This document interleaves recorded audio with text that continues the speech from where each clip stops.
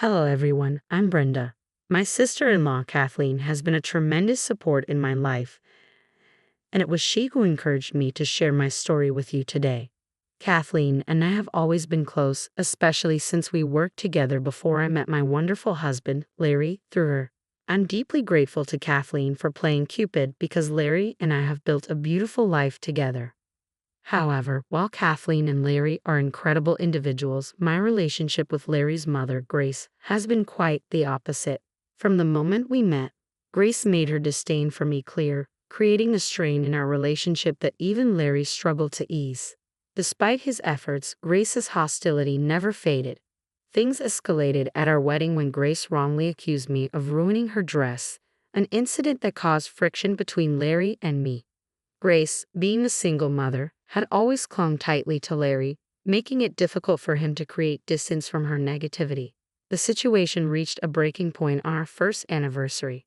Kathleen, ever the protective sister-in-law, discreetly warned me about Grace's plan to publicly humiliate me. She intended to accuse me of stealing a precious family heirloom, a necklace. Despite my attempts to resolve things, Grace was set on causing harm, adding another layer of tension to our already fragile relationship. As our anniversary approached, I felt torn. I wanted to celebrate peacefully, but Larry insisted on including his mother. Grace's potential interference loomed over the celebration, threatening to overshadow what should have been a joyful milestone. I longed for a day filled with love and laughter, but Grace's scheming weighed heavily on my heart. Although Kathleen had confided in me, I hesitated to tell Larry. I believed he needed to see his mother's actions for himself. On the day of the anniversary, I stayed vigilant, watching Grace closely. Thankfully, the day passed without major incidents, but Grace eventually cornered me when I was refilling my drink.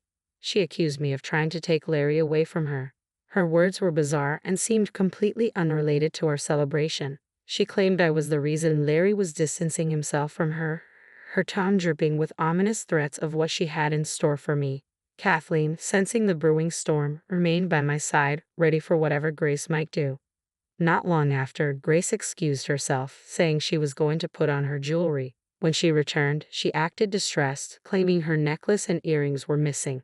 Kathleen and I exchanged knowing glances, realizing Grace was trying to execute her plan to frame me. Despite her convincing performance, we stayed calm, watching as she attempted to turn the guests against me. Amidst the questioning, Grace paused dramatically, insinuating that I had stolen her jewelry. I was the thief. What are you talking about, Mom? Larry interjected, clearly perplexed. You probably just misplaced them. It's not like we have strangers here. How could they have been stolen? But Grace pressed on. No, Larry, this isn't a case of misplaced jewelry. No one broke in. It has to be your wife. She's always admired my jewelry a little too keenly. The room fell silent, shock visible on everyone's faces as Grace pointed accusingly at me. Larry looked embarrassed by his mother's outburst, but his faith in me did not waver. Mom, that's unfair, he countered firmly. You're casting baseless accusations at Brenda. She would never do something like that. You must have misplaced it. Grace persisted, trying to convince Larry of her suspicions, recalling every moment I had complimented her jewelry. But throughout the ordeal, Larry's trust in me remained strong, a testament to the bond we shared. I stood there, stunned by Grace's accusations, especially on a day meant to celebrate our anniversary. Grace, I would never take your jewelry. I defended myself, shocked she could think I'd steal from her. When I complimented your necklace, it was just that, a compliment. It doesn't mean I wanted it for myself. Grace snapped back sharply. Larry, you're blind with love. Can't you see how manipulative your wife is? She's so greedy that she didn't even ask. She just took my jewelry because she wanted it for herself. This sparked a heated argument between Larry and Grace, much to the dismay of our guests, who watched in disbelief as the drama unfolded. It was humiliating to be accused of theft during what should have been a joyful celebration. Staying composed, I turned to Grace and spoke firmly. You have no right to accuse me of something so outrageous in my own home. To claim I would stoop to theft is beyond insulting. I respect myself far too much to engage in what you're describing. Grace, undeterred, fired back. Don't play the innocent, Brenda. I saw you last night, sneaking into my room. You came out acting suspiciously. And now it all makes perfect sense, Grace insisted, utterly convinced of her own narrative. Grace, you're making wild accusations without a shred of evidence. I countered firmly. You have no proof, and it's wrong to tarnish my reputation based on nothing. Who knows what you've done with your jewelry? You can't just blame me. If you think I'm lying, then let's check your room. I'm certain we'll find my jewelry there, Grace proposed, her voice filled with conviction. We have witnesses here. Let's see for ourselves. Larry, it's inappropriate and disrespectful to invade our privacy based on mere suspicions, I protested. We can't allow your mother to keep pushing this. If we give in now, everyone will doubt my integrity forever.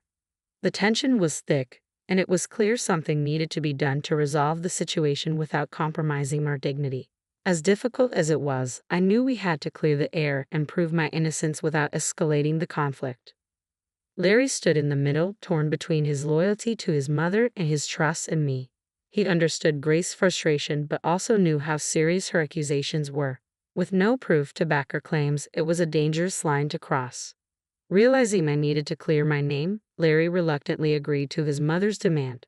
As the group, led by Grace, marched toward our bedroom, the tension only grew. Grace, certain of her accusations, made a beeline for my closet. She rummaged through it and then triumphantly held up her jewelry box. Look, Larry, I found my jewelry in your wife's closet. See? She did steal my things. She's greedy and jealous.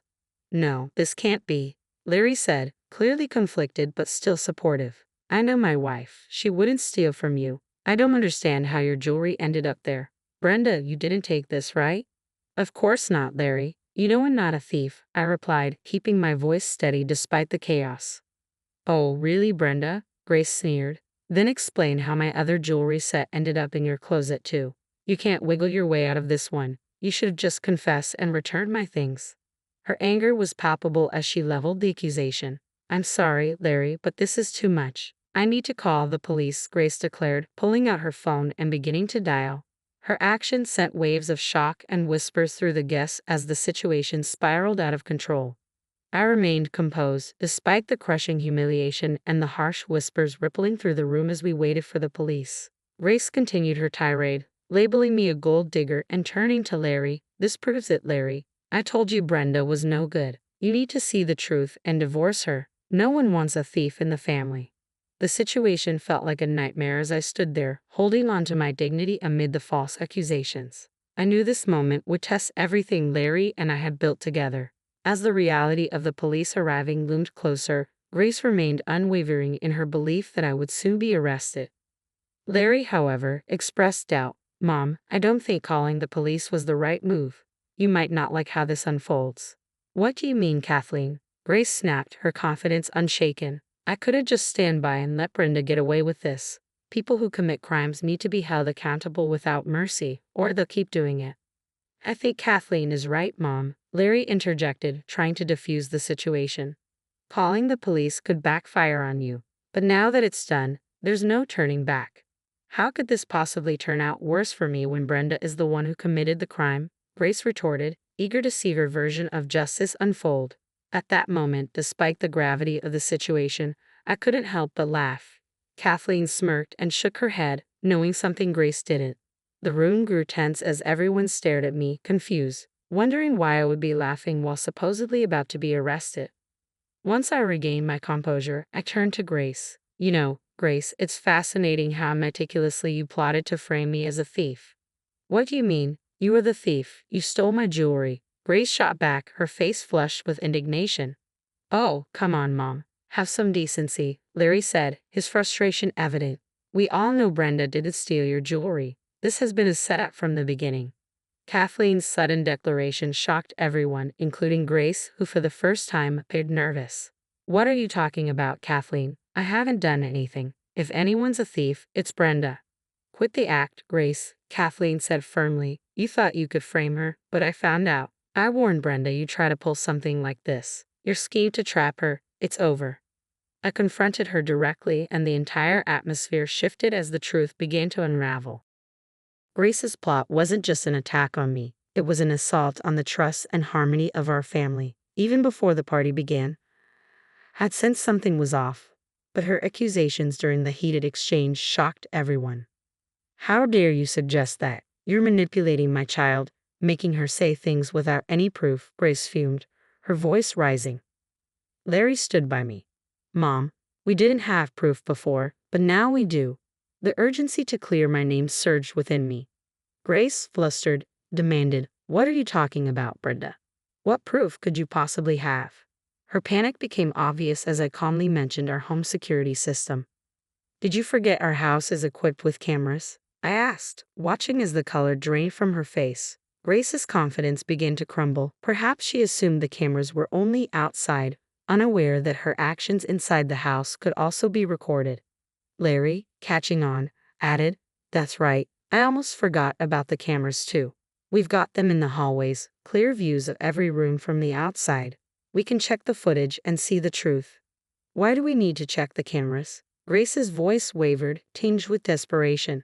"I'm your mother, Larry. I'm telling you Brenda stole from me. We shouldn't need to prove anything else."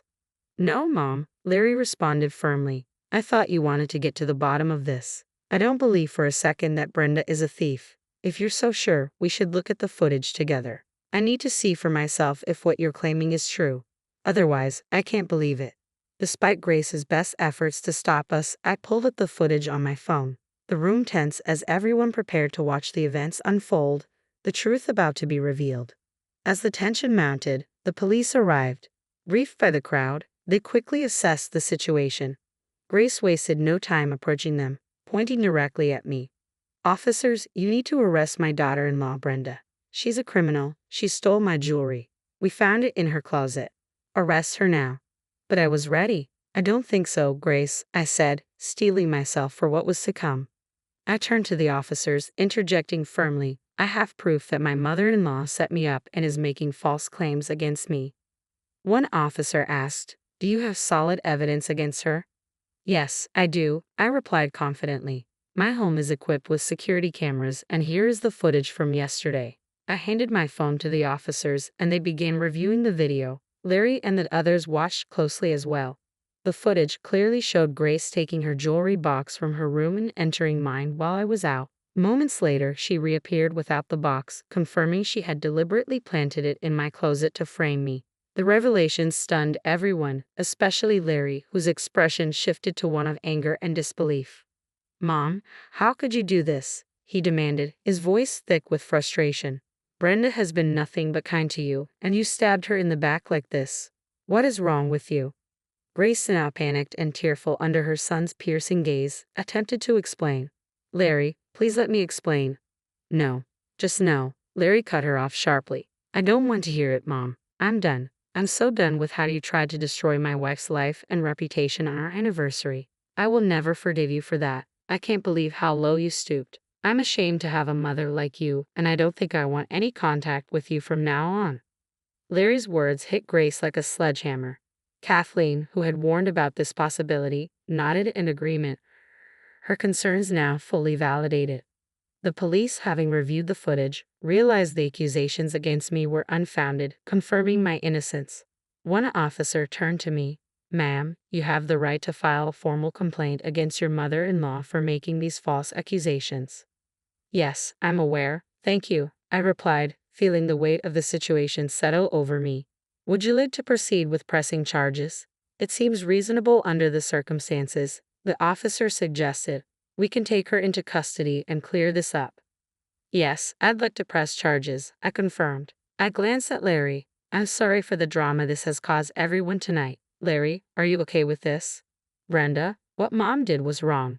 You have my full support," Larry affirmed, his voice steady. As the officers approached Grace to place her in handcuffs, she resisted, her emotional state unraveling as she pleaded with Larry, Kathleen, and even me for forgiveness. "Brenda, please don't do this. I'm your mother-in-law. What will people think if they see me getting arrested?" Her desperate pleas fell on deaf ears. I remember how eager she had been earlier to see me in the same position. "You didn't care about public opinion when you called the police on me," I said, my voice calm and resolute. "Why should I care now? I'm justified in having you arrested after what you've done," I said firmly. The police warned Grace about resisting arrest, but her desperation had taken over. Her cries filled the room as the reality of her actions finally caught up to her. The family stood by, a mix of relief and sadness in their eyes, knowing this was a necessary step toward restoring peace and trust. "I'm sorry, Brenda. I shouldn't have done this. Look, we're family. We can solve this ourselves. There's no need to involve the police, Grace pleaded, her voice trembling with desperation. Her earlier words echoed in my mind, stark against her current plea for leniency. Grace, you once said that criminals shouldn't be spared because they might become worse. Now, seeing how you could easily become a menace to society, I feel it's my duty as a concerned citizen to ensure you face the consequences of your actions, I replied, mirroring her own logic back to her. Grace looked utterly shocked as I repeated her statement. She continued to sob and mumble apologies, but her words did little to sway anyone in the room. The guests murmured their disapproval, and the police efficiently moved to take her into custody. Larry and I accompanied the officers to the station to file a formal report, while Kathleen stayed behind to manage the aftermath of the evening's drama. As we reached the station, preparing to document everything officially, I paused, wanting to make sure Larry was still comfortable with the decision. Larry, are you sure you're okay with this? If you're uncomfortable with filing the report, we can reconsider, I offered, giving him a chance to back out. No, Brenda, we're not turning back on this. We need to file the report, Larry said firmly. I failed to protect you from my mother's actions. She was about to ruin your life, and I can't overlook that. You know I never doubted you for a second, right? I know, Larry. It's not your fault. Your mom's choices are her own, I reassured him, understating the emotional turmoil he was going through. Larry's love for his mother made the reality of her actions even more painful. Despite this, he stood by me, acknowledging that this step was necessary to protect our future and ensure that such behavior wouldn't happen again. As I finalized the report, Larry made a firm decision to keep Grace out of our lives permanently. To help heal the strain this had placed on our relationship, we had agreed to start couples counseling, strengthening our bond and learning to navigate our marriage dynamics with greater understanding. Despite the turmoil, Larry and I returned to our anniversary celebration. The food was ready, our friends and family were still gathered, and there was a renewed sense of support. We saw no reason to let one person's actions ruin our day. It was, after all, our anniversary, and we decided to continue the festivities, enjoying ourselves with those who truly cared. Even Kathleen had a wonderful time, sharing in the joy and laughter that filled the room. Meanwhile, Grace, my mother-in-law, faced the consequences of her actions in jail. Ultimately, she chose not to let the case go to trial and agreed to a settlement through my lawyer, which provided me with a substantial sum in compensation. Though she avoided a court case, I hope this experience would prompt her to reflect on her behavior. Since then, Larry, Kathleen, and I, along with several other family members, have cut ties with Grace completely. Some family members were hesitant to block her immediately, likely out of fear she could stir up more discord. However, distancing ourselves from her has brought peace. Larry and I have seen significant improvements in our marriage. The counseling has helped us rebuild with greater teamwork and understanding, and we are now looking forward to our next chapter together. We're expecting our first child. We've decided to keep our new family safe, ensuring Grace will have no involvement in our child's life. This decision has brought a new sense of stability and peace as we prepare for the future as a family.